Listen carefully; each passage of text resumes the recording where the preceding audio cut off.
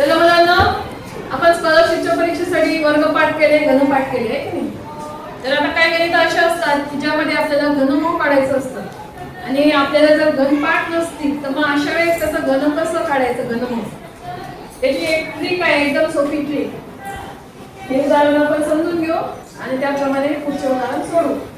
बघा, 2744 या संख्येचं आपल्याला घनमूळ काढायचं आहे. मग आता हे घनमूळ काढताना काय करायचे बघा, यामध्ये ज्या संख्या मध्ये जे अंक आहेत त्यांची बेरीज करायची.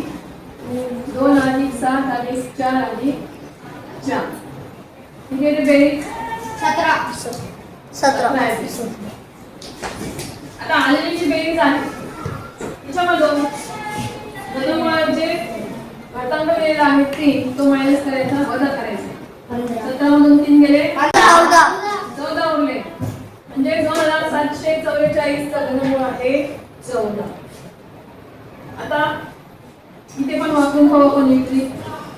216 मधील अंकांची बेरीज करू. 2 अधिक 1 अधिक 6 9. किती येते? 9. 9 मधून हा 3 जो घातांक 6 तो मायनस केला तर येतो 6.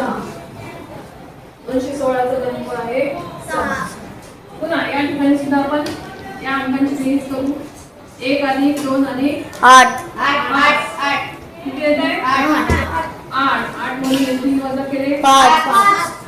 उत्तर आलं 5. तेच 125 चं घनमूळ आहे 5. आहे की नाही सोपी ट्रिक?